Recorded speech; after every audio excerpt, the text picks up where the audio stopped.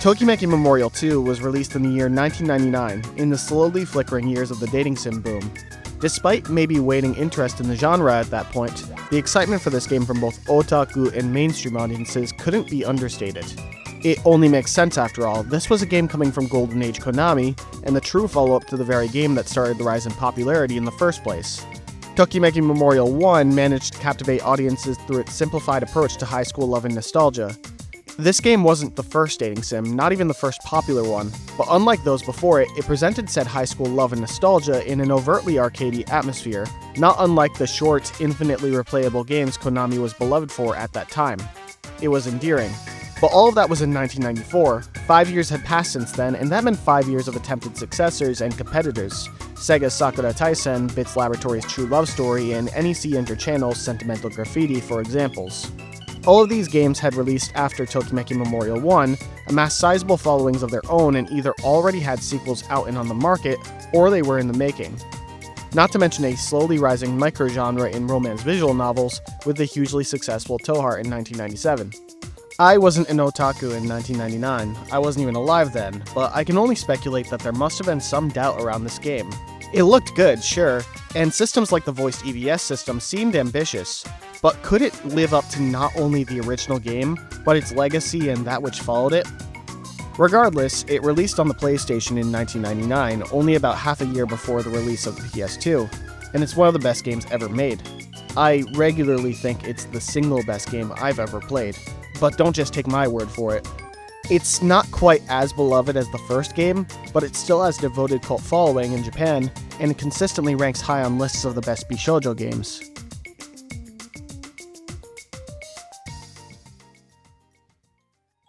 In Tokimeki Memorial 1, you were given a somewhat lengthy cutscene detailing the beginning of your high school tenure, your info guy in Yoshio Saotome, and the girl of your dreams in Shiori Fujisaki. It's short, but it's what you needed for such an early dating sim. As a long-awaited follow-up to practically the entire genre, Tokimeki Memorial 2 had to go bigger, and my god, the game goes big. After entering the usual information, your name, birthday, blood type, etc., the game practically cold opens with you in elementary school, going home with a girl, your next-door neighbor, for break. Her name is Hikari Hinamoto, and she likes you. She likes you a lot. You also run into an older girl named Kasumi, who kind of acts as an older sister to the two. Whether you read the protagonist's feelings towards her as platonic or some kind of crush, something is made very clear. Hikari likes Kasumi. Hikari does not like that you like Kasumi. Let's keep this scene in the back of our minds. From here, you are given freedom. If you were like me and jumped right into Tokimemo 2 after finishing the first game, this seems jarring. Compared to the static menu options of the first, you are now freely exploring a map of the entire town, not to mention you're now a little kid. Don't stop playing though, you'll get to all of that. Tokimemo 2's opener serves a few key purposes. First and foremost, it allows the reader to get first-hand experience with the cast they'll be cooperating with and fighting against for the entire playthrough. Nearly every dateable character in the game appears throughout the town, running in circles, living life in childish whimsy. You have the choice of tagging along with Hikari, and you can make memories with her in this section, though you could also tell her to fuck off, and instead make memories with another girl. Or hang out with the cool high school principal. Certain meaningful interactions with specific characters will lead to future events in the main game, and there are other little secrets to find here. In a genre known for its role-playing opportunities, Tokimeki Memorial 2 goes above and beyond with this tiny system, comprising just about 30 minutes of your time. It's not perfect, the movement is a little finicky, and it's often convoluted when intentionally trying to trigger character events, though I find the latter is an intentional move on Konami's part. You have freedom, and yes, you can look up how to trigger certain events, though it's clear that in paying homage to childhood nostalgia, the game wants the player to wander around kind of aimlessly, making choices as they naturally arise. It's long for an opening, yes, but it's a necessity in immersing the player in the town and role-playing opportunities. Not to mention, on a future playthrough, you can skip the section, or you can just go home, or just waste time. The choice is yours. The second key reason for this section is to play into the drama of Tokimeki Memorial 2. Many dating sims had released between the first and second games, and many of those dating sims had a focus on story, especially compared to the very first Tokimemo. That game featured a genuine blank slate protagonist, a tiny opening, and from there, your job is simply to fall in love. The sequel didn't have to do much more than that, and by and large it doesn't. Though after a few days of exploring the town, going to the festival with Hikari and giving her a ring, then going to the amusement park with her and Kasumi, it's suddenly announced to the player by their parents that they are moving away. The scene of Hikari running after the car and crying is a little cliche, sure, though suddenly having to say goodbye to the people you've come to love, it hits. The sudden move, followed by the player's subsequent moving back as a high school freshman, wouldn't have been nearly as effective without this section, and with that move, we can now get back into some familiar territory. Tokimeki Memorial 2's primary gameplay loop consists of a mixed approach to stat management games and what prior dating sims, usually PC eroge, were doing years prior. Stat management games were already a somewhat established genre, but Tokimemo genuinely went so much further with this system. Many who are new to the genre and start out with a game like Princess Maker will often describe the game as overly difficult, due to the need for multitasking and the quickly moving flow of time. You can stop the calendar for however long you want, but once you commit to certain activities, days will go by in seconds. For a comparison between modern video games, this system is less Persona 5, more Fire Emblem Three Houses. All of that is to say that Tokimeki Memorial doubled down entirely on that need to multitask, and the game is so much better for it. The calendar system is your full opportunity to roleplay and build who your character will be through the activities they do the most. You will want at least somewhat decent stats in every category, though you are also building yourself around the girl that you want to impress. It's a fantastic system. It might seem a little rudimentary at first, watching the same animations play out, but there's dynamism alone in how for every activity you do, you will go up in certain stats while going down in others. You can theoretically create a god character who is excellent at everything, but due to this system, you are more likely going to suck in at least one area. If you end up playing like me most of the time, you will ace any sports game, and then exams will roll around and you'll completely bomb them. In a game about high school, a time in people's lives where they're at their most insecure, where some of the most substantial growth in a person's life is happening, I find this system to be so thematically compelling, far more than any system where the numbers only go up. I go into so much detail on this number system because this is what the entire game revolves around. Tokimemo 2 is a complex multitasking and numbers game and embraces simplicity in practically all other areas. Dates are about as short and sweet as you could ask for, and the vast majority of them will result in a scene of you meeting the girl, a small conversation in which you pick from a list of 3 options, and then a goodbye scene that differs based on how successful a response you made. Tokimemo 2 continues the tradition of having occasional CG events if you take the right girl to the right place at the right time, which have mixed results but generally give the player lots of credit with that girl. Other days will have you running into some street goon and the game going full Final Fantasy VII, with Limit Break-esque animations and everything. Despite its simplicity though, the system never gets repetitive or thoughtless on the player's part, and players are punished heavily for not thinking things through. Those who don't know any better about dating sims might believe that the genre revolves around wish fulfillment. To an extent, that's true, but the flagship game of the genre will bash you over the head if you suck. If your appearance stat is low, a girl might just walk away from a date without saying a thing.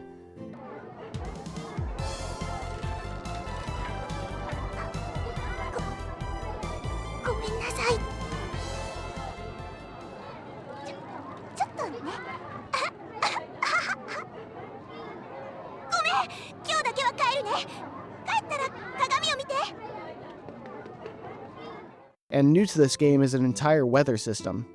In the first game, you were able to plan dates far in advance if you were struggling.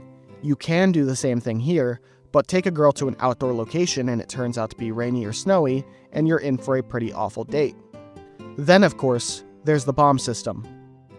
Maybe my thinking cap is on just a little too tight, but I always think back to Hikari's constant jealousy throughout the childhood system.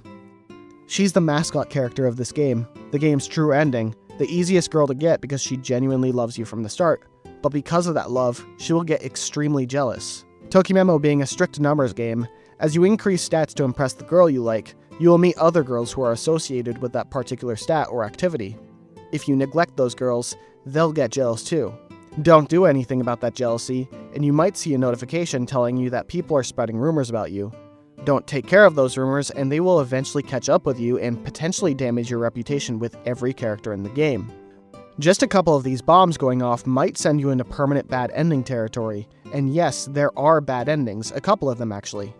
Getting rid of these rumors can be very easy, unless you procrastinate. Let's say you met Sakura a few months ago, then proceeded to never interact with her before you get that notification about rumors going around.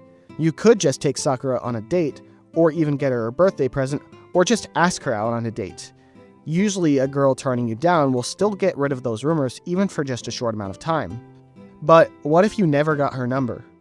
Well, in that case, you'd have to spend one day off calling your info guy Takumi, one day off calling Sakura in order to ask her out, and if she says yes, you'll have to spend another day off going on said date. Assuming you're unfamiliar with the game, by the way, you generally have one day off per week. So this process might take you 3 weeks. 3 weeks of trying to settle these rumors, 3 weeks of ignoring the girl you actually like, and 3 weeks where another girl could get jealous too. This system was brutal in the first game, especially if you were going for the true ending route where you were going to meet most of the characters in the game. It is toned down just a little bit in Tokimemo 2, I find, for the better. You should play the first game, by the way. It's the only mainline game with a fan translation as of 2025. It's seen as a classic, and it's just a fantastic game, though it can be ridiculously stressful. In my Shiori playthrough, I'd have to juggle 3 or 4 bombs at once, maybe even 5, which did sometimes lead to save scumming. In Tokimemo 2, the game is easier, yes, but you still have to be careful as you're playing. Much like the first game, the best way to dodge the bomb system is to never meet a new girl. After all, if you never meet someone, they can't be jealous of you. Though it is inevitable that you'll meet a couple of girls since it's triggered pretty strictly by the number system. The bomb system dismantles so much of the wish fulfillment criticism that may surround this series. It's manageable like everything else here, though it can be very punishing if you play like trash. I find it to be a perfect difficulty system though. Difficulty in games is best when you don't even need to pick from options, and instead the game naturally becomes more or less challenging based on your actions and the choices you make in-game.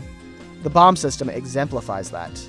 I hope we could all agree that the worst type of difficulty would be, for example, the game forcing you to go on a specific date on a certain day or time without giving it any sort of hint, maybe forcing the player to pick one quote-unquote correct dialogue choice.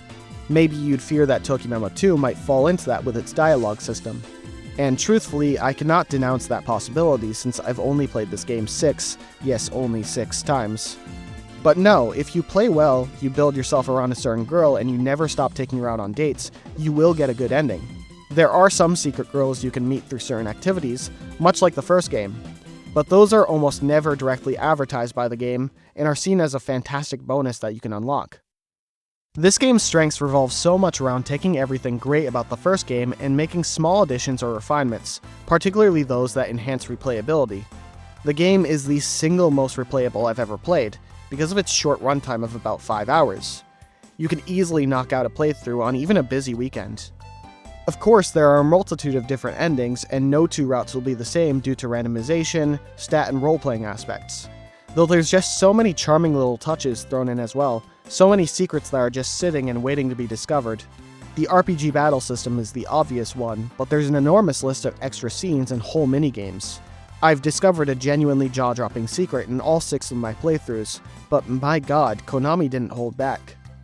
Like, here's an easy one. There's an entire playable Gradius demo, and not like bootleg Gradius, actual Gradius, that you can play on a single day of the entire 3-year calendar, and it's included among a list of other options that you could choose. That ambition stretches beyond even just the 5 discs that the game is on. The EVS system was such an innovative method of immersion, where you can have the characters say your name. A character being able to pronounce your name perfectly sounds amazing to us native English speakers, but that's just because the Japanese kana are a phonetic system. Still, the experimentation is notable, and it would go on to be a series staple. Only Hikari and Kasumi are available in the game, but you could get extra discs by reading Hibiki no Watcher, a real-life version of Tokimemo's in-game magazine. Okay, I have one copy myself, and it's mostly just promotional, but as mainstream physical releases continue to be so low effort, this is fantastic. Tokimemo 2 even uses the Pocket Station. You can have a character wake you up as an alarm. I find all of this demonstrates a certain special feeling behind Tokimeki Memorial 2. Like it's not just a video game, but a cultural event or something. I need not even go into spin-off territory when I reasonably could. Let's just focus on the main game. For something so short and so technically linear to have this much level of detail, it not only makes for an impressive first run, but it also lends the game to stay fresh when replaying it. More than this though, Tokimeki Memorial 2 remains notable because of its characters. That shouldn't be a surprise, it's a dating sim after all, though its approach to its cast is just so remarkable. Tokimeki Memorial 1, 3, and mostly 4 focus on a grounded approach to its characters. It's a more realistic, more humble approach to characterization that lots of people love. It's a big reason why Tokimemo 1 is more popular for Japanese fans, not just because it was first, but because this approach to characterization lends itself to a more nostalgic image of high school. I like these characters a lot too. Ayako Katagiri is my friend, but let's just take a minute and look at the stark contrast between the designs of the first game and those of its sequel. The designs here are sharper, you've got more variety, and let's be real, some of these girls are weird. That all reflects in their personalities. This is all subjective, so the personal eye is going to play a lot of heavy lifting here. I understand the nostalgia aspect, but I'm American, so I don't really relate to any of this. In my eyes, the anime art style lends well to more out there, zany characters. But let's go back to that variety since it's not really black and white. Miyuki breathes extremity. You meet her as she gets run over by a car. You have a romantic moment with her on Christmas Eve and you get crushed under the tree. The girl's character revolves around having the worst luck possible. She is so loud. Her voice actor screams every single line in the game. I love her. Though I get it if you don't. For the more exaggerated routes of the game, Miyuki, Homura, Mei, etc., you have just as many, if not more, grounded characters. Hikari provides that perfect high school sweetheart, literal girl next door route that works so well for a first playthrough. Since she loves you from the start, that basically makes her the main antagonist of every other playthrough. When you get a bomb warning, you could safely bet it's from her, though that first playthrough is so enjoyable that she still might be my favorite character in the game. On the complete opposite spectrum of Miyuki, you have Kaori, the slow burn route of Tokimemo 2. She's so quiet and seemingly depressed for most of the game, and it takes so long to make any progress with her that you might feel like you're doing something wrong. But stick with it, trust me, there's a reason she's the second most popular character here, as the third year in her route might be the game's single best moment. This route speaks to variety in terms of gameplay too. Of course, each girl has their own preferences on what she values from a guy, the best dating spots, the best presents, though there's even more to this. Take Sakura, for example. She's a quieter, sweet girl, manager of your baseball team, pretty normal route, until the second year where pretty much out of nowhere, she moves away. The entire rest of your playthrough consists of you two dating over the phone, trying to meet up whenever you can, and also kind of becoming rivals, since she joins another baseball team. Even the rival characters are great. I'd be remiss to not bring up Takumi or Jun. While pretty much every other rival in the main 4 Tokimemo games aren't great, these two strike a balance between friends looking out for each other and rivals trying to knock each other down a peg when it comes to dating. This is rare, but you and your rival can end up interested in the same girl, leading to a competition between you two, which you can lose and get a bad ending. I played Tokimeki Memorial 2 in the summer of 2023. A week prior, I had played the first game, which I also loved, which I decided to play because a week prior to that, I played Sakura Taisen 1, which I also loved. The expansiveness of Tokimeki Memorial 2, and its execution of all of those elements, quickly made this game stand out to me, not just as one of my favorites, but as one of the best games I've ever played. In some ways, though, I felt unsatisfied by that conclusion. Why? Well, let's face it, dating sims have a rough reputation in Western gaming discourse. The genre is first and foremost conflated with romance visual novels when there is a distinction between the two genres. The dating sim is a subgenre, not its own entire genre, but the point of the dating sim is to gamify dating. Visual novels are great, but they don't have gameplay beyond dialogue choices. But that conflation is the least of the issue, because both genres are bashed for their anime aesthetic, over-reliance on tropes, over-reliance on sexual content or fan service, lack of gameplay, and I could go on. We don't actually have a lot of dating sims in English. Tokimeki Memorial 2 is still untranslated. Tokimeki Memorial 1 was untranslated until a couple years ago.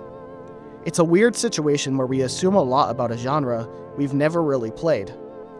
Maybe we could attribute this to meme or brand dating sims, indie devs' odd love for dating sim parodies as April Fool's jokes, or the rise of supposed anti-dating sims like Class of 09, or games that parody traditional romance-focused games like Doki Doki Literature Club before revealing more horrific themes.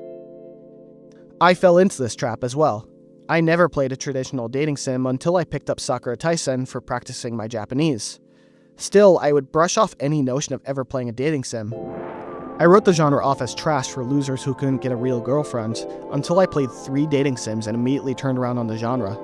I love these games, yes, but I hated this mindset. I hated it because I was still making so many assumptions about this genre. Yes, I had actual experience with it this time, but who am I to praise Tokimeki Memorial 2 as the peak of a genre when I hadn't fully experienced it? In April of 2024, I had embarked on a journey to experience as much of the dating sim scene as possible, including games that would serve as inspirations for it. I'm not going to frame myself as some expert on the genre. I have blind spots, my main one being that I'm not really interested in ultimate games, which really sucks. That's a huge blind spot to have since that side of the genre seems way more alive and well to this day. One of my only hopes with this video is that somebody makes some sort of response themed around ultimate games. Still, I've done my research, and I know so much more. So let's talk about it.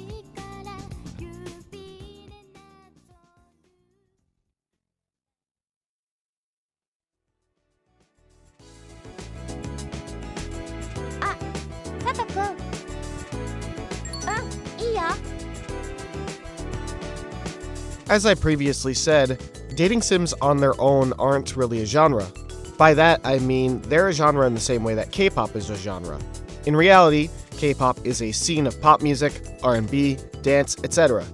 Dating sims are a scene of their own right, and it all starts with the adventure game genre.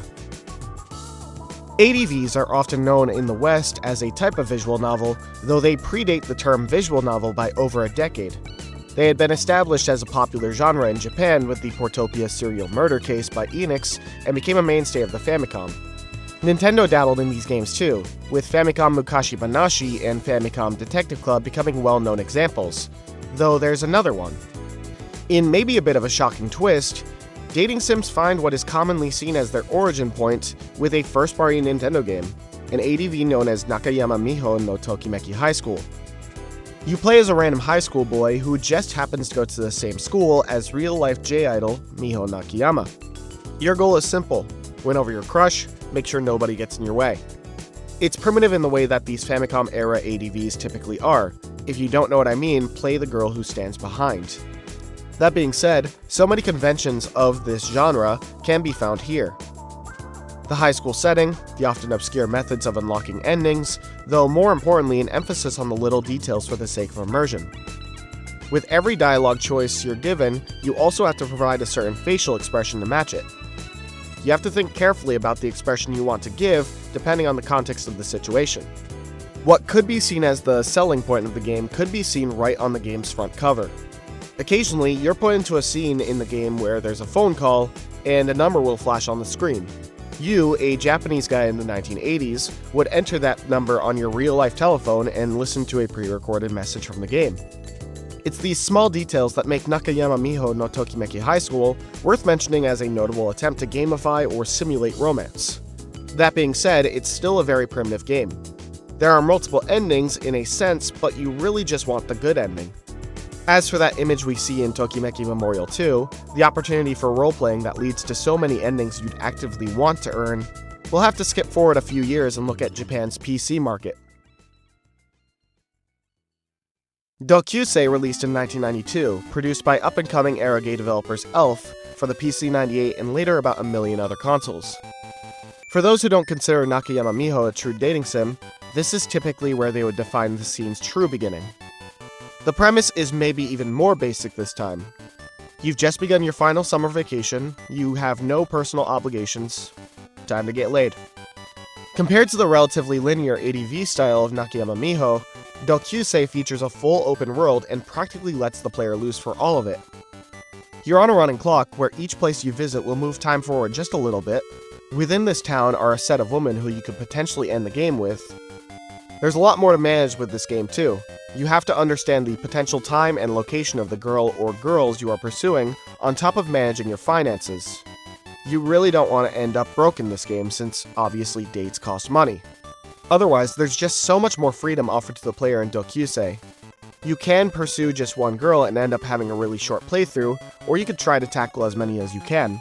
There's only a couple of instances in which you have to choose between two girls, and that just emphasizes player choice. When looking at the cover art for this game, I was shocked by just how melancholic it seemed, and I assumed this would be more of a serious take on adult games. Don't get it twisted though, this game is ridiculous. You go to the pool and immediately see a naked woman, tits out and everything. You might just wander to the wrong place at the wrong time and walk into the middle of a bondage scene. Dokyusei relishes in the fact that it's an eroge, and you need to understand that going into it. By the end of your summer vacation, you have to choose between the girl you want to confess to, and that essentially means you gotta sleep with them first. The dating sim and eroge scenes are tied pretty close together, as Dokyusei did so much for both scenes. Focusing purely on the former though, it established true player choice and more of an emphasis on personal management. It truly establishes what we could consider one of the two major subgenres of dating sims, which we could call exploration style, though I would just typically call them Dokyusei-likes. It's completely distinct from the stat management that people tend to associate with this genre, though going forward this is by far the more prevalent of the two. Dokyusei is not quite perfect in its execution though. Completely sidestepping the writing and the fact that it's an eroge that's purely subjective, Dokyusei isn't much of a role-playing experience.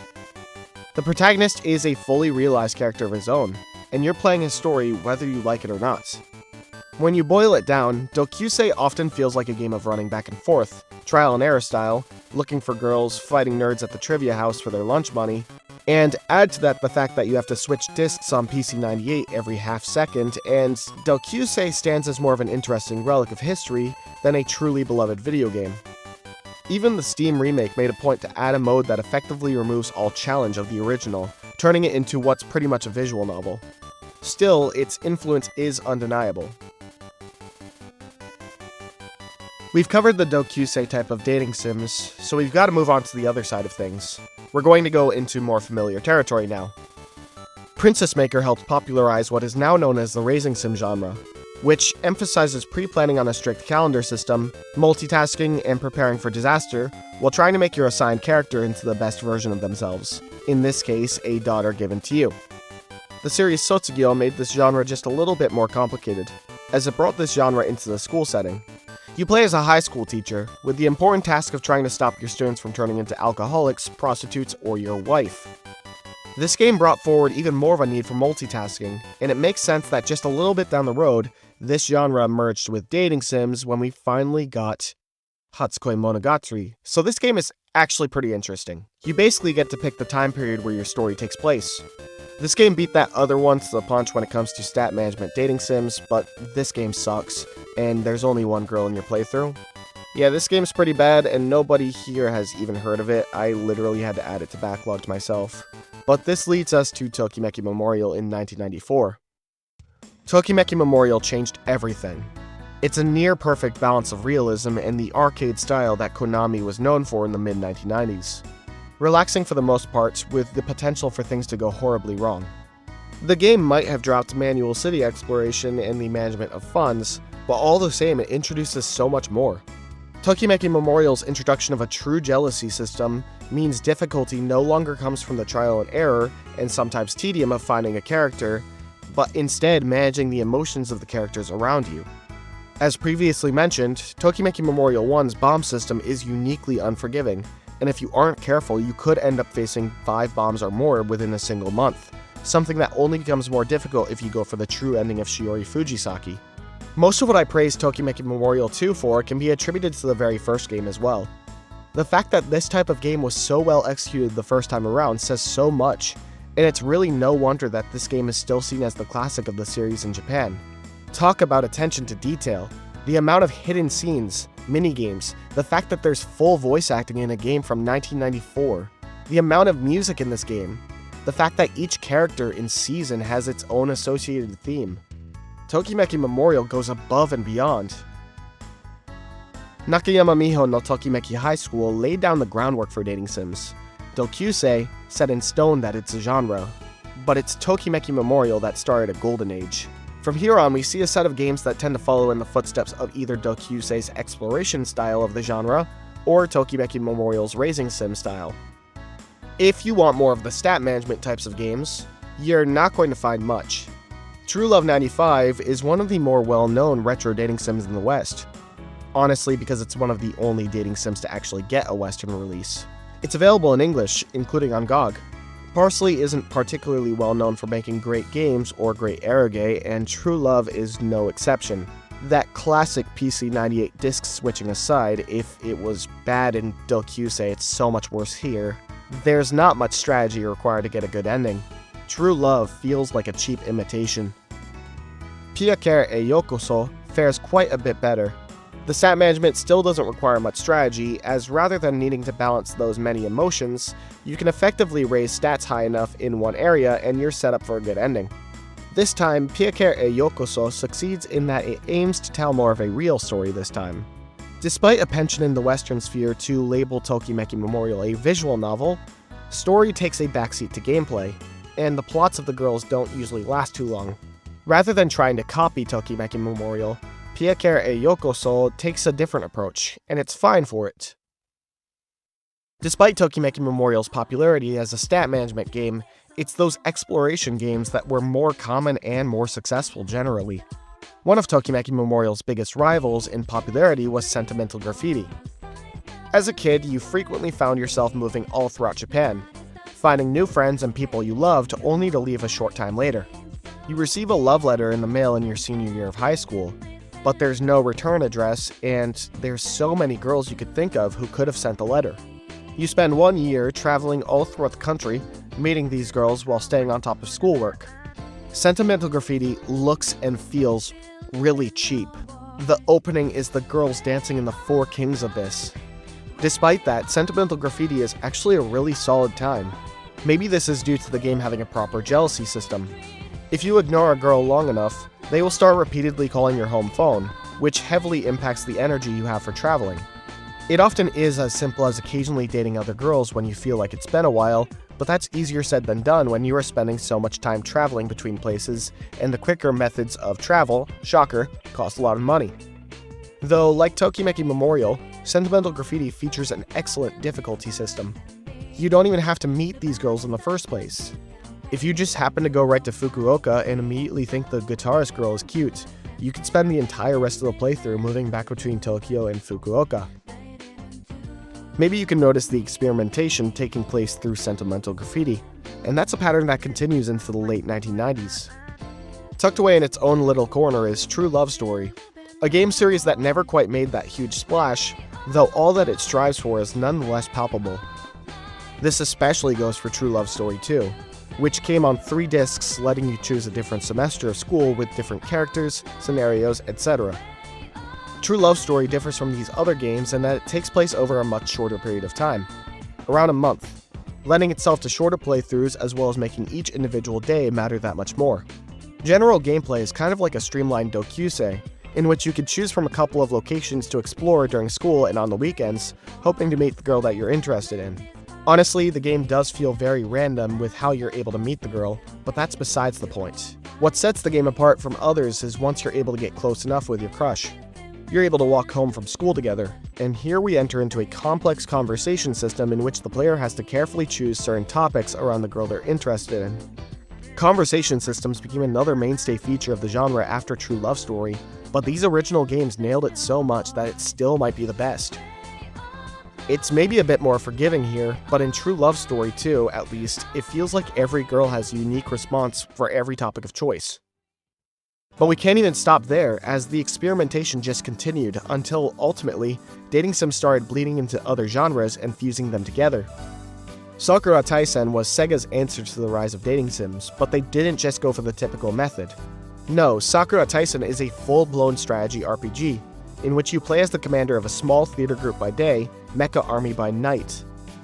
While the game is constantly unrolling the story of Commander Ichiro Ogami, between these story moments is an opportunity for the game to wind down. Here, you're placed on daytime security in the Night Watch, and the game transforms into a full Dokyusei type of adventure game. Exploring the theater is just such a joy, and it helps that even in the very first game, each member of the Flower Division is so fleshed out and likable that you just want to hang out with them for the sake of it. Dialogue choices are very frequent here, but what's unique is that most of these choices are on a pretty strict timer. Many dialogue choices are designed to gain points with some members while simultaneously decreasing points with others. And then you might realize that intentionally letting the timer run out and having Ogami stumble through a conversation or say nothing at all, that's a totally valid choice too. Combat takes a major backseat to this life sim system, and it shows. It's a very basic battle system, no experience. If a character loses all HP, they just lose some relationship points with the player. But it's this, along with everything else, that makes Sakura Taisen so special. Clearly, this game sent a message to other developers, as we could see derivatives much in the same way that we saw Tokimemo derivatives a few years earlier. Konami themselves developed Mitsumete Night between Tokimeki Memorial games kind of as an oddball spin-off. It plays extremely similar to the very first Tokimeki Memorial, but it's set in a medieval European fantasy setting, where you prioritize building strength and strategic knowledge in anticipation of battles placed throughout the game. These battles which will determine your success in the dating sim sections. And my god, if you thought Sakura Taisen's combat was too simple, this game is 1 degree more involved than those joke battles from Tokimemo 1. Also, remember that little thing I talked about at the beginning about the worst type of difficulty? How it would be some sort of obscure requirement that the game doesn't hint at too much? Yeah, that probably seemed out of place, and the point of that was basically to call out games like this one.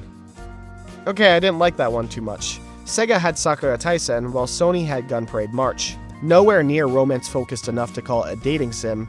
Gun Parade March is like if Sakura Taisen was more serious, if it focused more on strategy and world-building than life sim components, if it was more open-ended with your characters, sort of like a Western RPG, and if it actively tried to make you miserable. I sometimes hated playing this game, but my god, it's incredible.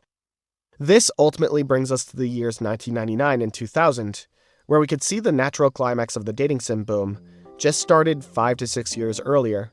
Tokimemo 2 isn't just a fantastic video game. No, that I've already gone over. It's a culmination of everything the scene was building up to. Dating sims were becoming more bold, more experimental in gameplay, but Tokimeki Memorial 2 borrows elements from all of these games while trimming the fat that came along with them. The game's opening section, for example, feels kind of off in isolation, though in retrospect it feels as though it pays homage to Dokyusei's Right Place, Right Time style of game. And would it be a stretch to say that it pays homage to Hatsukoi Monogatari's different time periods too? The increase in focus on the RPG battle system not only pays an excellent tribute to contemporary JRPGs, but it also puts itself more in line with genre fusions like Sakura Taisen. In a period of gaming that's so fondly remembered for innovations in 3D, the game's cutesy, stylish 3D graphics have aged remarkably, though we can't also forget that this was the 32-bit period. The FMV Wars, a point in gaming where NEC sacrificed 3D capabilities with the PCFX in order to focus purely on FMV games, a desire to bring anime and video games together. Even here, we see Tokimeki Memorial 2's anime-style graphics go so far above and beyond what the PCFX had done for Piakara and Hatsukoi Monogatari. It truly is everything that the scene was building up to, and after all this time and effort, I never really expected I would respect Tokimeki Memorial 2 more than I already had, but here we are. And you might be surprised to know that Konami had so many more ideas. Beyond this massive game, beyond all of the spin-offs, KCET, the same development studio behind Tokimemo 2, just 1 year later in 2000 released Aitakute, Your Smiles in My Heart for PlayStation. Tokimemo 2, as ambitious as it was, still cut out fat from the dating sim genre that might have not fit the series standards set by the first game. Aitakute is a one-off game though. It doesn't have those boundaries, and you could see this from the game itself. Aitakute has just about everything that you could ask for from dating sims. It's a stat raiser with Dokyusei-like exploration mechanics. Dates themselves involve this sort of exploration as you travel from place to place within a region, depending on what you think the girl in question would like. There's a complex inventory system which involves gaming the stat system entirely through certain equipment, as well as needing to buy specific gifts for girls. And that inventory system means currency, and currency means a part-time job system, which in turn impacts the stat system. There's more flexibility with the calendar system. You could choose more specific ways of doing one activity to influence the stats. There's an entire True Love Story-esque conversation system. Aitakute got close to Tokimeki Memorial 2, being released on 4 discs, and maybe that's due to the game having this absolutely incredible, massive soundtrack that just never ceases to slow down. I'm sorry, but Shoichiro Hirata has to be the most underrated game composer, period. Aitakute Your Smiles in My Heart feels like an alternate version of Tokimeki Memorial 2, a massive director's cut featuring every remotely interesting idea that the game developers had and any developer of dating sims ever had, and that reflects in the game being a total genuine mess. A mess that never did too well financially and has mostly been lost to history. Even finding a Japanese language guide to this game was difficult.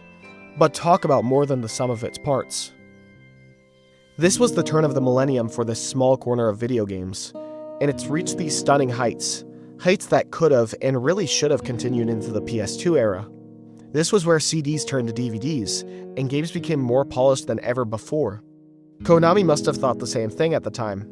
Following Tokimemo 2's launch and success, the company had begun raising funds for a follow-up for the PS2. And by raising funds, I do indeed mean asking fans to pitch in as well. Like, look at this proto-Kickstarter nonsense. And like many Kickstarter failures, the hype of the game itself, the developers couldn't live up to. Tokimemo 3 was a failure. A step down from 2 and even the first game in so many ways, the most inconceivable ways.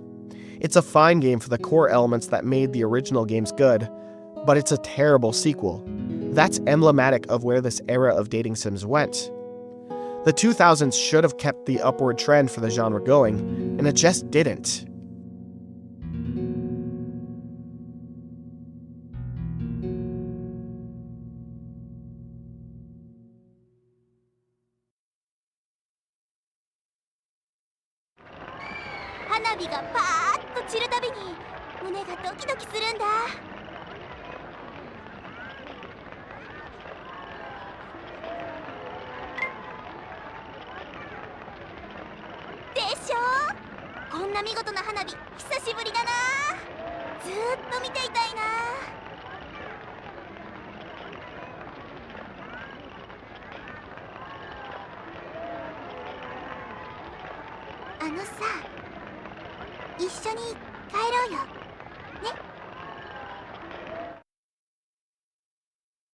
Tokimemo 3 released on the PlayStation 2 a bit over 3 years after the second game, and you could already see the problems just looking at this game. Style is often substance when it comes to dating sims. You can see that time and time again with the games we've gone over already, and Tokimeki Memorial 3 attempted to bring dating sims into 3D. It did not work. More than any other dating sim, this series was special in that not only did every character look completely distinct from each other, but there was a variety of expressions that immediately gave the reader a clue as to the girl's feelings on a date and general sentiment towards them. All of that magic is gone with the third game. The 3D graphics don't even compare to the 2D art. The girls all have extreme same-face syndrome where you could really just swap out the hair and it just looks like the same character, and the expressions are totally lacking too. On top of that, there's less girls. They're not even more fleshed out than the girls from the last game, so it's just a step back. Perhaps all of this was the reason why this game immediately underperformed financially. It's sad to say because I wouldn't even say this is as much an art style choice, as much as it was technology. We were in the PS2 era, sure, but we're still about 10 years removed from the facial expressions of LA Noire, and later games like The Idolmaster for Xbox 360 showed how good 3D anime games can look. But still, going for a more overt, stylized art style in the 1990s helped alleviate any technological limitations. Though, to its credit, Tokimemo 3 is extremely experimental, far more than Tokimemo 2. Maybe Konami thought that the typical format was getting old, as Tokimeki Memorial 3 takes practically an entirely different approach to dating sims in a way that seems like a genuine desire to push the genre forward. Let's discuss the good. The rivals. People are generally negative towards these guys, and yeah, I hate them too. In Tokimemo 2, your rivals are first and foremost your friends, and if you stay out of their way, there's nothing holding you back from them just being friends to the player character. Meanwhile, we have these two guys. They're awful to the player, and they'll make that immediately clear. Chubbs over here has all of the information on the girls, and he'll just outright refuse to give it to the player except in occasional, kind of forced moments. Meanwhile, Chad just gets in the way of dates non-stop, and this makes them feel like real obstacles in your way. This is different, and these guys suck, but by and large, the gameplay changes that come from this are far more interesting. Rather than having one info guy to get phone numbers and updated information on bombs, you instead need to ask the girls themselves. Naturally, one girl isn't going to be best friends with everybody, so she'll only be able to tell you about a couple of characters. And even then, If you develop enough of a relationship with her, she'll just get jealous and refuse to tell you anything. That's not even getting into getting a phone number. No, asking a girl for info on her friends isn't going to get you her number. Instead, you need to plan out strategic opportunities to ask a girl for her phone number. This will typically be on a date. And how do you plan a date without a phone number? Well, you just ask her in person, of course. You need to think way ahead when it comes to planning the game out, and you also need to gauge who is bombing you purely from context. Tokimemo 3's bomb system is more relaxed in the same way that the second game was, but you may consider the second game too easy, while 3 provides an excellent challenge because of these changes. At the same time though, so many of these other new things just feel like additional features for the sake of it. The numerical stat system is just replaced with binary level ups, and there's far less stats to worry about. It feels like this was a last-minute change because the functionality of the activities themselves have barely changed whatsoever. Whereas you're bound to suck in at least one area if you don't know what you're doing in every other game in this series, in Tokimemo 3 you can just become a god even if you're brand new to dating sims. It's horrible, though it gets worse. Each date is preceded by a dress-up system. This was probably the developers trying to complicate things, much in the same way that the weather system did for Tokimemo 2. But it's a brain-dead feature. You can really switch between the same couple of outfits and get a good response from your date, but simultaneously it's so frustrating because if you pick the wrong outfit according to the game, your date will just walk away. This is funny the first time. It also happened in the previous games if you neglected your appearance stat, and that's deserved. But here, it feels completely random and happens far too often to the point where it just becomes agonizing. There's a hobby and gift-giving system that feels half-finished in order to tie into a conversation system that also feels half-finished. Even the messiest aspects of Itakute feel so much more polished than what you get with Tokimemo 3, and add to that the lack of that maximalist touch. There's less to do and less to see in this game than any other in the series. No RPG battles, no Gradius cameos, just some air hockey and a pillow fight. Tokimeki Memorial 3 isn't a bad game, I insist on that. The core gameplay loop that it takes from the rest of the series is still super solid, and some of the innovations make this game worth remembering. No game with the Itakute Your Smiles in My Heart composer and Chitose Aizawa herself can be considered bad, but the step down in quality and the rushed feeling, it's completely undeniable. I wouldn't consider the turn of the millennium a turn for the worse for dating sims. Looking at dating sims that appeal to hetero men alone, there are still points of greatness, huge progressions building off of what the 90s had done, and depending on your view of the genre, some could even argue that things were better during this point. Ultimate games were huge during the 2000s, easily eclipsing the 90s. While Tokimemo 3 was a mostly failed experiment and a commercial disappointment, around the same time there was Tokimeki Memorial Girls' Side, which was more of a traditional take on the series, 2D art and all, and served as a hugely successful spin-off that at least in Western discourse completely eclipsed the main series in popularity. The first 3 Tokimeki Memorial Girls' Side games even had fan translations a decade before any mainline game. At a time when romance video games became bigger and bigger, the dating sim of the 1990s, the game that attempted to translate this fact of modern life into video games, somehow lost its luster with male otaku audiences. Plenty of beloved series saw their conclusion during this decade, some with greatness, and some in the most shameful ways possible. Sakura Taisen, Sega's hugely successful dating sim strategy RPG hybrid that pulled so much weight during the Sega Saturn days, saw 2 big releases back-to-back. That being the beloved Sakura Taisen 3 and Sakura Taisen 4, which served as the series' natural conclusion.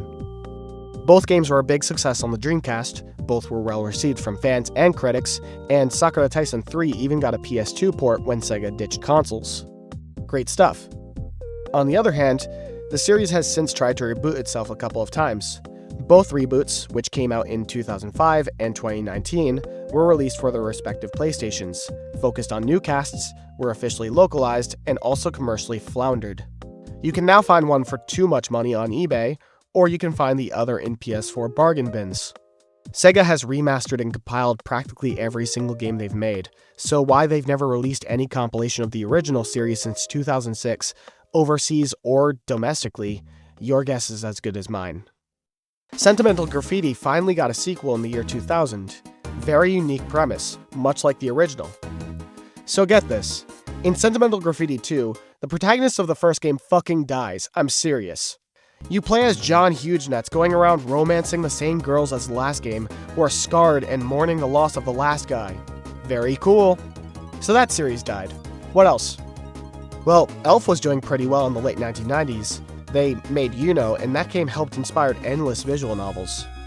In terms of Dokyusei though, there was the first game, a sequel, and a one-off sister series called Kakyusei, before both series kind of went dormant for a while.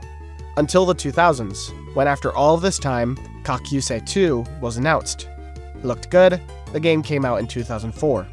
So, if we could take a second, maybe you've noticed a commonality with most of the main heroines of these dating sims. Not all, just most, or even just many. The main heroine will often be an innocent childhood friend of the protagonist. Maybe they've drifted apart, though usually the girl has some sort of affection for him still. It's a trope well established in formative visual novels, Toheart, for example, but we could still see hints of that trope with Shiori Fujisaki, Hikari Hinamoto, the entirety of Sentimental Graffiti's cast, and so on. For eroge specifically though, this trope fit pretty naturally in order to emphasize, well, virginity. Kakyusei 2 has a childhood friend for the main heroine. She's cute. She's a college student. She has a boyfriend, and it's not you. And this game features a scene of her rich, med school student boyfriend fingering her in public. Very cool. Some people were understandably shocked. Some otaku men responded exactly how you'd expect them to. One guy smashed his copy of the game and sent it to Elf. Let's be honest, Elf was just way too early to dating sims and eroge to ever really fall into this trope. Plenty of Dokyusei characters were older, experienced women. Plenty were not virgins. Though, this went far, and it seems intentionally so. Kakyusei 2 is forgotten as a game, remembered mostly as an internet campfire story. Elf never made another game in either series again. They spent a few years focused on NTR content, and now the entire company has been dead for a decade. Seriously, those remakes are just outsourced. So those series died too. What else? Well, like I said, some great things were happening, it just took a long time. True Love Story had made an okay transition over to the PS2, where its publisher had moved over to Enterbrain. Yes, that Enterbrain. The series ended with True Love Story 3 on the PS2, but that's not the interesting parts. Years later, in 2006, Enterbrain released Kimi Kiss. It served as a spiritual successor to True Love Story, and my god, the game is so good. It relies on the same format of choosing locations of the school throughout a day and engaging in small talk. It still features both raising friendship and love. It even features the same little sister as an info guy trope from True Love Story. It's as great as a spiritual successor could be, since so many of the best changes just come from that PS2 polish. I mean, the art and music here is just such a clear step up. Conversation mechanics become just a little bit more complex, through the option to change topics each night. The characters are just so fantastic and so well developed. This game has Mao Mizusawa, you make out with her kneecap. You've got to play this game, man. I feel like I really have to hype this game up, because it's often overshadowed by its own spiritual successor. Amagami came out for the PS2 in 2009. Yes, a PS2 game released in 2009. This one is a cult classic in Japan, beloved on a level you don't really see outside of the first Toki Memo. It hammers down on everything great about Kimi Kiss while simplifying things even more. Nearly all trial and error aspects of the previous game were gone. You still have a certain amount of time slots for each given day, but instead of choosing a location in the school, you're instead presented with a massive grid consisting of every single event in the game. This grid will naturally become more filled out as you keep playing, and certain events will be unlocked at certain times. And all of this is made extremely clear to the player. Outside of mandatory events, you're really just free to hone in on one single girl and just stick to her events. This change is to sport an overall change to meetings. Previously they were brief, they were pretty repetitive in True Love Story, and they never took up too much time. Amagami is a much longer game. Each event takes its time, and unlocking those events, like Kimi Kiss, allows you to engage in conversations to increase affection and/or friendship. True Love Story presents the player with a wide array of conversation choices and actions. Kimi Kiss modifies that by allowing the player to select just a few topics for each designated school day. Amagami, by default, only has a few choices that cannot be changed. It's an even more straightforward system than before, and the fact that you can save between scenes during a school day means it saves scummy, sure, but alleviates any frustration that comes from conversations. Amagami focuses heavily on fleshing out its characters and going for realism. If Tokimeki Memorial 1's characters were already considered down-to-earth and realistic, Amagami goes so much further. Even going down to appearances this time, Amagami's characters often just look like real Japanese people. There's plenty of drama in this game that comes from this focus on realism, but simultaneously it's so goofy at the same time. It's shockingly filthy for a PS2 game as well. And I'm serious here. While I was writing the script, the game went mini-viral on Twitter for the scene where you eat out Kaoru Tachibana's belly button. Very cool! Amagami is the first title I'd like to mention in a bit of a renaissance for dating sims, a time which the genre really wouldn't ever be able to recapture. Translator Tom James, the Tony Hawk of Tokimemo of course, writes about this time in much more detail in 2009, A Dating Sim Exodus, and I'll keep this brief because I really can't recapture this as well as he did. The second 2009 dating sim we'll discuss is Love Plus, developed by Konami. Love Plus in many ways feels like, hear me out, a Nintendo-ified dating sim. An attempt by Konami to build a stat-raising dating sim completely around it being portable. Love Plus features just 3 dateable characters. While it might seem that they're skimping out again like they did with Tokimemo 3, in reality these characters are far more fleshed out than any characters from that series. The game's characters are rendered in 3D, but 7 years after Tokimemo 3, you can already see the progression in technology. Ultimately, they're still DS models, but they look shockingly good. Already, it makes a lot more sense that there's just a few heroines, but we can look even deeper. Love Plus starts as a very simple version of Tokimeki Memorial, but once you enter into a relationship with the girl of your choice, it turns into a real-time game that you're meant to check periodically. You're actually in love now and the game continues on. Check in on your girlfriend, rub her face a couple of times, set up a date, and you actually have to wait for that date and time in order to be able to go on it. See what I meant earlier by the Nintendogs comparison? Love Plus was a smash hit, but never really got a follow-up except for what's pretty much a remake on the 3DS. Wait. I'll talk about you later. Tokimeki Memorial 4 was released in 2009 for the PSP. 7 years with no proper follow-up, only to end up on a portable system.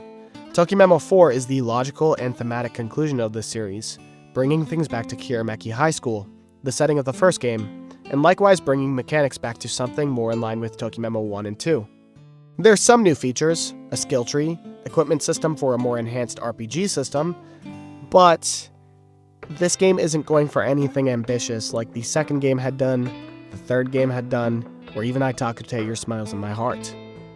The characters are more down-to-earth here like the more popular Tokimeki Memorial 1, and the main 2 heroines were intentionally designed to look like Shiori Fujisaki and Hikari Hinamoto. It's a good game, but it's way too comfortable with complacency, and that's a tough pill to swallow after so much time. It feels kinda sad playing Tokimeki Memorial 4 if I'm being honest. I think about what they could have done with this series, how they could have innovated more or even just brought in more interesting characters. You can't just recreate Shiori Fujisaki. You can't just recreate Hikari Hinamoto. We end the 2000s in a similar situation as the end of the previous decade, with a Tokimeki Memorial game, as well as a derivative developed by Konami. Tokimeki Memorial 4 feels like a whimper compared to Tokimemo 2 and Itakute. Love Plus was successful, sure, but it embraced minimalism when the decade should have gone so much bigger. Still, this is the biggest moment of this section of dating sims since the 1990s, and the genre has gone mostly dormant from here. To put it in perspective, Dokusei and Dokusei 2 have gotten remakes that look pretty alright, and Tokimeki Memorial Forever With You has gotten a remake that looks pretty bad, honestly. It's got unimpressive sprites and AI upscaled backgrounds, and despite that, these are the biggest moments for dating sims this entire decade. Otherwise, it's mostly been sequels, remasters, reboots that never reached the same heights, and failed experiments. The classic dating sims of the 1990s aren't just dead, They've been rotting away for years at this point. I come to what I currently consider the end of my research. Enlightened. I'm more in love with its greatest successors than ever. But I'm also saddened at what could have been, especially in the 2010s when there were so many technological advancements. Though, more than anything, I find myself questioning and more confused than ever. Why did traditional dating sims die? And if traditional dating sims are dead, and yes, they are dead, why does the Western world still have so much vitriol for this genre?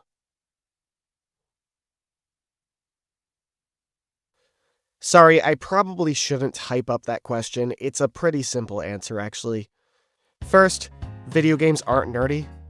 People's moms play Animal Crossing for fun now. We're long past video games being an inherently geeky genre, if that were ever really true in the first place.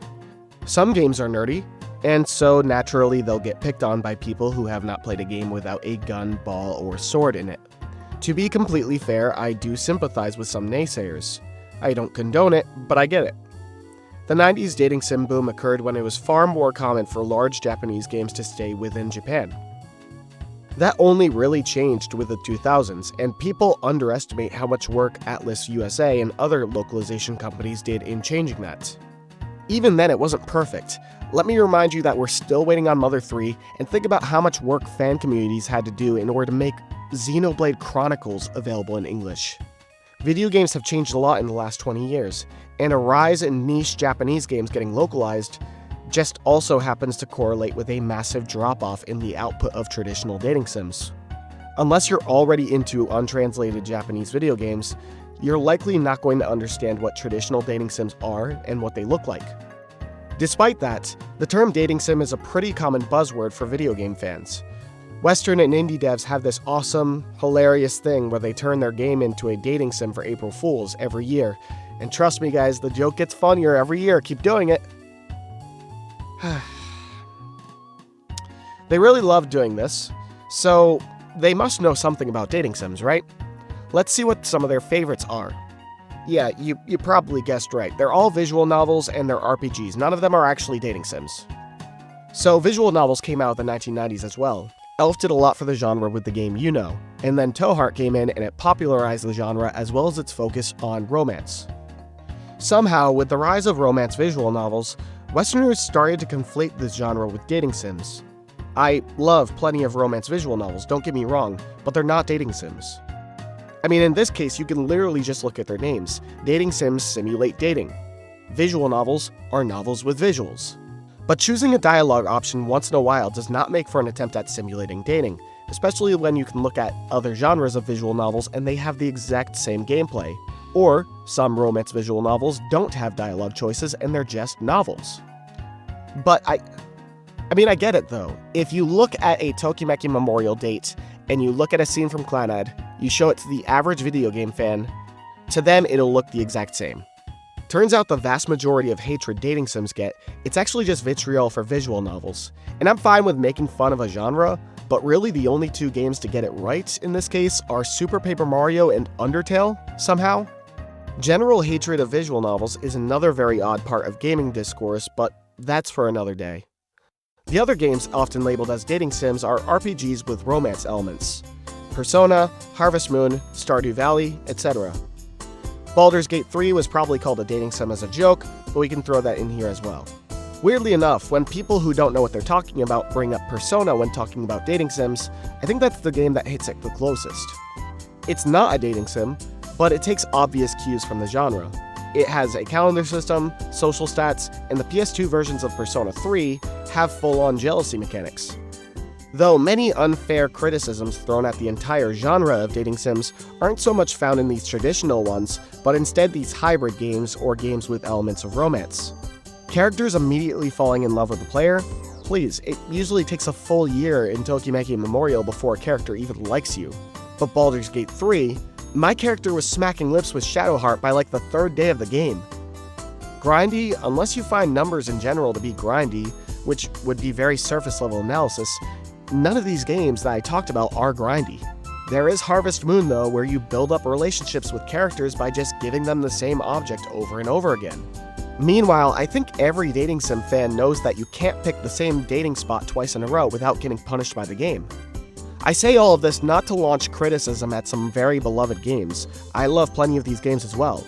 These are video games with romance elements, and these romance elements are often a very minor section of the overall playtime. Yes, Sakura Taisen is a great dating sim despite being a hybrid game, but unlike the games that I just mentioned now, Sakura Taisen is first and foremost dedicated to building relationships. Meanwhile, think about how much time in a Persona game is actually dedicated to romance. An hour? Maybe 2 at most? For a 60 to 120 hour long playthrough? Please.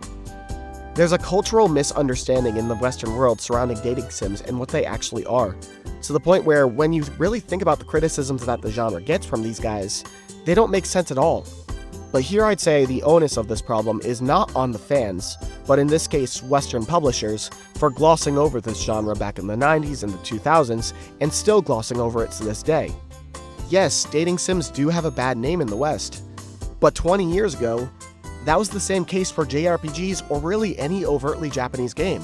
And we all know who will replace us. India, that billion-strong faux vegetarian tech support call-taking behemoth of a nation. Or the Chinese. But certainly not Japan, because while they may be technologically advanced and financially powerful, they're already in decline. You want proof? Here's Baten Kaito's origins. That went away over time due to exposure. It went away due to publishers actually taking chances and releasing huge, great games in the West. Yes, Sega has released Sakura Wars games in the past, but why have we not gotten remasters of the 4 games that people actually fell in love with? Why, after so many fan translation projects and renewed interest in the series, is the Tokimeki Memorial remaster seemingly going unlocalized yet again? You know, Arage is a completely separate topic regarding localization, but props for that Dokyusei remake actually getting localized. Hell, True Love 95 sucks, it's really bad, but at least it's been translated since the 90s. In conclusion, Super Paper Mario is a fantastic video game, none of you know what Sturgeon's Law is, and all video game fans are fucking idiots. Wish fulfillment is a consistent point of discourse surrounding romance video games. The idea that romance video games are designed to be self-inserted into, designed for an audience of people incapable of blending real relationships, or that the dateable characters of these games are objectified in order to appeal to a target audience, and that all of these facts are inherently bad. Let us begin by addressing the valid points of this argument. First and foremost, many characters within these games are extremely flat. Plenty begin already madly in love with the player. Certain games such as Dokyusei, or later games inspired by dating sims such as Persona 3, also fall into a sort of harem trope. Persona 3 is a particularly egregious case. You couldn't even be great friends with a girl without falling in love with them. Seriously, platonic relationships with females were only added in later versions of the game, and naturally in the original game, there were no consequences whatsoever for secretly dating every girl in the game. That's the sort of antisocial behavior you see in the worst cases of wish fulfillment, and there's an argument to be made that this could lead to the manifestation of similar behaviors or patterns in real life. Art does inspire, and inspiration can be a bad thing. At the very least, this could lead to a development of some sort of addiction to video games rather than facing real life without this wish fulfillment. What bothers me about this perspective is how puritanical it can become. I think anyone who has made it this far into this video can agree with me that video games are fantastic. Video games can act as a bonding activity between friends near and far, though more importantly, they allow us to immerse ourselves in a way that other mediums of art just cannot. It allows us to leave behind our normal lives for just a few hours at a time. Yes, people can get addicted to them, and sometimes they can even inspire antisocial behaviors, especially within kids, but we all kind of understand that, like any dopamine-enhancing activity, it's all about moderation. So what truly is the inherent difference between mainstream single-player games and dating sims? You might say that these other games have the advantage of having completely impossible worlds. There can never be a Hyrule in real life, and that allows people to experience that. Well, so can dating sims. Sakura Taisen, for example, is set in a science fiction version of early 20th century Japan. We can never go to a place like that in real life. On the other hand, even dating sims set in a modern-day realistic Japan, they're not just meant to replicate real life. Nostalgia is a heavy focus of any dating sim during high school. These aren't games meant for teenagers, they're meant for the average working adult. The working adult who misses a time in their life when their biggest worries were pulling their weight during sports, doing well on exams, and convincing themselves to talk to the girl that they thought was kinda cute. That's not something you can ever truly go back to once you graduate. And honestly, it's kinda sad. You might be in a similar position as me, an American working class adult, decades away from even thinking about retiring. I love my life, and I by and large love the position that I'm in right now. Though I think back to that time, while I don't really miss it, it was a lot easier back then. So, like those other fantastical worlds, dating sims allow their target audience of Japanese men to explore their own high school nostalgia in much the same way that Boku no Natsuyasumi and Pokemon lets them explore their elementary school nostalgia. For us Westerners who don't share much of that experience, it grants us an anthropological experience to insert us into another culture and compare and contrast it to our own. Is it hyperbolized? Obviously, man, but it all originates from a very real experience. And let's not forget that a lot of the best dating sims prioritize making the player feel like absolute garbage. This is the genre where if you don't respect its female characters, or if you just don't know what you're doing, they'll just walk away from you, or they'll start calling you to the point where it damages your mental health. Yes, there are romance video games with virtually no consequences for the player, but come on. Amagami starts off with you reliving the trauma of your Christmas Eve date where you got ghosted. These games often punish you just as much as they reward you. In 2009, a Japanese man under the alias Sal9000 made international headlines when it was announced that he married Nene Anegasaki, a dateable character from the game Love Plus. Still to this day, this is the game's main claim to fame within the Western Hemisphere. Plenty of others have tried a stunt like this again, using more popular characters like Hatsune Miku, though this event hasn't quite been replicated in the same way. You can bring this moment up to the average video game fan, and there's a decent chance that they might know what you're talking about. It's an internet legend, and sometimes used to ridicule otaku culture and wish fulfillment in anime and video games. I also took part in this. I've been familiar with the Sal9000 story for a very long time, and completely ignoring the tongue-in-cheek nature of this wedding, I thought it was hilarious. I write this on April 2nd, 2025. I speak this line on July 28th, 2025. Roughly 1.5 years removed from the start of this project. 2 years removed from my foray into the dating sim genre. Still completely ignoring this tongue-in-cheek nature, I bring up this story to say that I get Sal9000, and you should empathize with him too. I mean, first, again, it was a joke, and a publicity stunt, and all of us took the bait. All of us took it without fail. And I mean, have you played Love Plus? Nene Anegasaki is perfect. Nene Anegasaki is like Shiori Fujisaki if she was nice. And before you start judging, the Sal9000 case, though very hyperbolized, is emblematic of the nature of video games, how they transcend the medium of art and become deeply emotional, personal experiences that help us interpret life itself. What first world child born in the 21st century hasn't had a formative experience with a Nintendo game? Whose life hasn't been changed by a single playthrough of Earthbound and/or Undertale?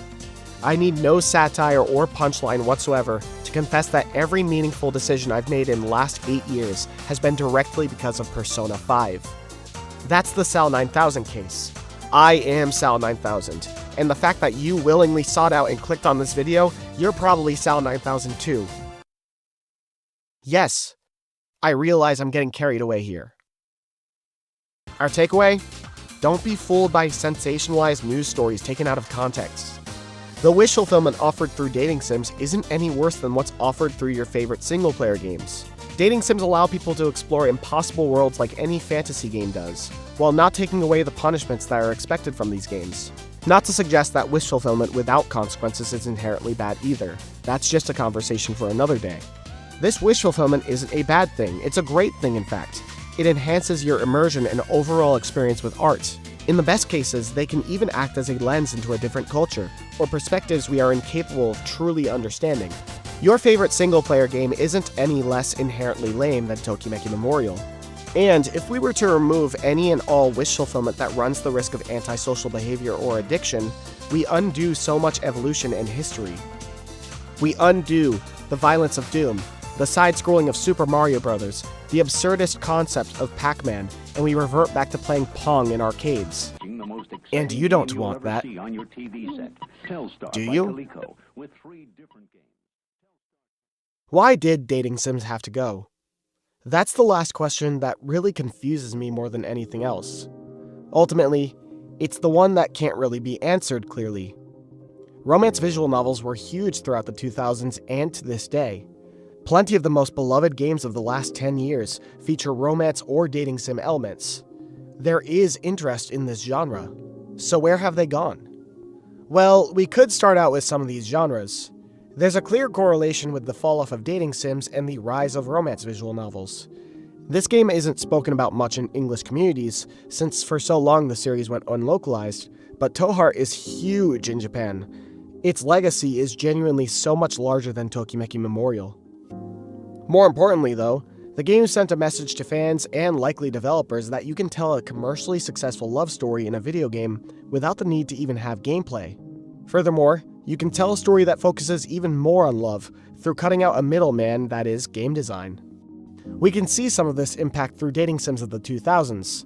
Some tried to go ambitious, but one of the most successful and beloved dating sims, Amagami, cut out much of the gameplay associated with True Love Story and Kimi-Kiss in favor of something more transparent, straightforward. Something where you don't have to think as much about the choices you have to make. Truthfully, outside of the conversation mode, Amagami is essentially a visual novel. I can tell you after playing these games that I love dating sims not for their storytelling or characterization, but explicitly because of their gameplay. I love time management, decision-making, and choices that tangentially affect the game that you're playing, and the best dating sims do all of these things exceptionally well. Though I fear I might be in the minority in saying that. Out of all of the games that I've discussed throughout the video, only 3 come to mind as prioritizing making a great game rather than telling a story, and they're all the Konami games. Tokimeki Memorial, Aitakute Your Smiles in My Heart, and Love Plus. Also, there's Gun Parade March, but that's not a dating sim, that doesn't count. Other games might have strong gameplay, but they seem to be in service of telling a great love story. Plus, there are games that are so lazy in terms of design that they would be pretty much better if all of the gameplay was removed. Even the origins of the genre, Nakayama Miho no Tokimeki High School embraces the ADV format, which is a genre that has produced great games, but especially in the 8-bit era, was the go-to genre to tell a great story rather than provide a great game. I love dating sims for their gameplay, and plenty of others do, but again, we might be in the minority. Maybe the detractors were right all along. Maybe most dating sim fans are just men looking for a story that they can insert themselves into. Something that the romance visual novel genre accomplishes just as well, if not better than any of these dating sims. Plus, then, you don't even need to design a game. The groundwork for visual novels is completely laid down after all. Though, that's the most cynical approach to the trends of the late 90s and 2000s. Even more likely is that fans might have just found these gameplay styles too tedious in comparison to a visual novel, which would cut out the repetition common to video games in terms of pure storytelling. I personally prefer True Love Story and Kimi-Kiss over Amagami due to that need to strategize and think about what you're doing. The very little Western discourse on these games, though, tells me that people might not be as into the more repetitive gameplay. To which, I can't blame them. Even I said that these games are very trial and error, which carries a pretty ugly connotation. Don't get me started on games that require some obscure trash in order to get a good ending. Some people just want a good story. That's what I get out of Amagami, so it's pretty understandable. Another theory. Maybe developers thought that they could do all that they could with the medium. There's a pretty telltale sign here through games of the 2000s. Experimental games like Tokimeki Memorial 3 were considered massive failures, especially in comparison to more traditional takes on the genre. Tokimeki Memorial 4 is an Ouroboros ever-presently eating itself through constant self-references and its refusal to add anything truly innovative. Amagami takes the True Love Story format and only innovates by removing much of its gameplay. Love Plus is innovative, yes, but so much of its DNA, including the entire first half of the game, just takes right from Tokimeki Memorial. We can even look at Kakyusei 2, where breaking away from the innocent virgin trend resulted in one of the biggest laughingstocks in eroge history. Maybe developers saw these reactions and thought that there wasn't that much they could do, that making the same game over and over was what brought success, while innovating and experimenting brought controversy. That's, I think, the wrong interpretation to have for the record. Kakuse 2 was a totally unexpected rug pull for a game that frankly should have gone more traditional. I mean, it was the first elf dating sim in about a decade. Tokimeki Memorial 3 was an experiment gone wrong, but maybe these experiments could have gone well if the game wasn't such a rushed mess. I mean, the developers had more time between the first and second games than the second and third, when they should have taken their time more. This was a completely different generation of consoles, and they so clearly would have benefited from an understanding of the technology and 3D graphics. But need I remind you that story-heavy 3D adventure series Chibi Robo's last chance at success was a 2D platformer with no story, basically, released on a dying handheld. Konami's financial success in gambling, arcades, and mobile games caused them to throw themselves off a cliff in the mid-2000s, basically abandoning the home console market for the entire decade. The point of this? Game developers and publishers have historically made terrible interpretations from financial success and failure alike. This could have just been another one of those cases. Though I've done plenty of research, I can only really speculate. So, for the time being, I'd like to propose that there wasn't a reason dating sims had to die. Too often in death, people look for reason and logic when there often isn't any. Things just kinda have to go eventually. And dating sims reached a peak of potential in the late 1990s.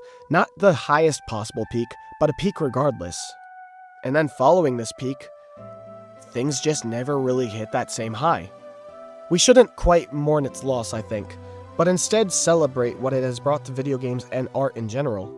Even in what the worst of the genre has to offer, dating sims may, yes, present an objectification of women and some hints of wish fulfillment, though just as equally, they provide such a genuine appreciation for the small moments of life. They are a unique alternative to action-focused games trying to constantly one-up each other, and Animal Crossing, where waiting around idly taking in the world minute by minute is a choice, not a requirement. They vindicate a notion I've had for a few years as a video game fan. That rather than waiting on new releases, building up ideas in our heads of what they could and perhaps should be, only to end up disappointed when they don't meet those expectations, we should instead spend our time embracing what's been left behind by history. The games that have been forgotten or untouched by most, the games where we don't need to expect what they'll be, or what they could be, because they're already here. Retro dating sims bathe in an atmosphere untapped by modern video games both big and small. They relish in maximalism and meaningful decision-making where other retro games couldn't quite reach. Over the last year and a half, I didn't quite enjoy every dating sim I played. I hated some of them. Like any medium of art, dating sims are a very mixed bag. Though even as bad as some are, I was rarely ever bored. The games that haven't aged well still provide a unique lens of video game and technology history the Did You Know Gamings of the world will likely never touch. And the games that have aged well, yeah, they're some of the best games ever made. Dating sims are dead. Maybe one day, with the right developers and the budget, there will be a meaningful evolution beyond what 2009 brought to the genre. But that day seems unlikely. Instead, we should look forward to the imprints this genre has left on modern video games, though some might not recognize it. They might not reach those same peaks, though it's a reminder that while dating sims might not be around anymore, they've never really been forgotten either.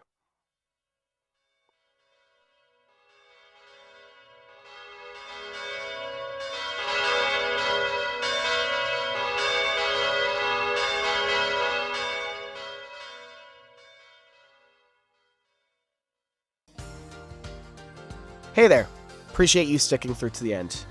If you want to get into dating sims, I recommend starting off with Tokimeki Memorial 1 and or Sakura Taisen. Both of these are great games, but more importantly, they actually have great English language support, which is the main problem obviously of getting into dating sims. You saw the language of most of these clips. If you don't know Japanese literacy, you're basically barred from 99% of the genre, but the good thing is Tokimeki Memorial 1 and Sakura Taisen. They have so much like English language support through guides and wikis. More importantly, they have full English language translations, fan translations.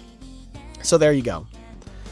From there, any games that seemed remotely interesting to you in these videos, you should play. There's only a couple I don't recommend. Dokusei 1 on the PC 98 sucks. True Love 95 really sucks. But otherwise, I'll just name some of my favorites. In terms of Dokusei likes, I would say that probably Kimi Kiss is my favorite. That game has Maomi Suzawa, which is like my favorite dating sim girl ever. And I think the conversation mechanics are just a little bit complex, a little more complicated than Amagami, which I like. It's also just like a real game. Amagami is very much just visual novel. Amagami people love. I think it really depends on what route you're going for, like pretty much any visual novel. But still, I'll throw that in too. Some of the routes I've gone through are really, really fun. You can definitely tell I'm more into the stat raisers, so I'll go right into that. Play Tokimeki Memorial 2. It's the best fucking game ever made. It's so good. It's one of my favorites ever. Then play 3 and 4, because they are still worth playing, even if they're not as good as the first two. They're still good games. I've heard good things about Girls' Side. My favorite stat raiser beyond Tokimeki Memorial 2 and 1 is Aitakute Your Smiles in My Heart. You could probably tell that. It's a very niche game, but I talked about it a lot. It's because it's really good. I've been thinking about this. Recently, I played a game called Hellsinker. You might have heard of it. It's on Steam. It's in English. It's like a super weird, experimental, messy take on shmups and like bullet hell games. Basically just trying to go for absolutely everything that shmups have to offer just in one package. That's what Hellsinker feels like, and that's what Aitakute feels like, but for dating sims. So like, even though it's a mess, a bad ending playthrough is still worth playing. I promise. It's really that good. Otherwise, Gun Parade March and Sakura Taisen 2 are really great games. Those are more hybrid stuff, but still, Gun Parade March especially, I didn't go into much detail on in this video because it's not a dating sim. I just brought it up because I really wanted to, because Gun Parade March is awesome. Super great game. I'd love to make like a side video on it one day if I do more playthroughs on it, because I feel like I have to play it like 8 more times in order to get it. Like, actually get it. Big shout out to Tom James. He is a legend in the dating sim, like, English world. He is, like, the only other guy who really, like, talks about this genre beyond me and just, like, a couple of other YouTubers. So, like, big shout out to his work. Some of those Medium articles are just, like, fantastic. Seriously. Check them out. And one more thing, I hate doing this, but I'll do it here, because it's my first long-form video. Thank you for watching. This is my 3rd video overall, and my 2nd, what I would consider like a mainline video. I made a short little review on Anthology of the Killer back in June of last year, I think. That's a side video. That took like no effort, relatively. These are the big projects, and the fact that you clicked on this video tells me that you probably just found it in your algorithm, just like recommended it to you, and you thought it was interesting, so you clicked on it, and you still stuck through it, which is incredible. I really appreciate that. If you have any critiques or like anything to point out about my writing style or my editing style, yes, there's mistakes in this video. There's a ton.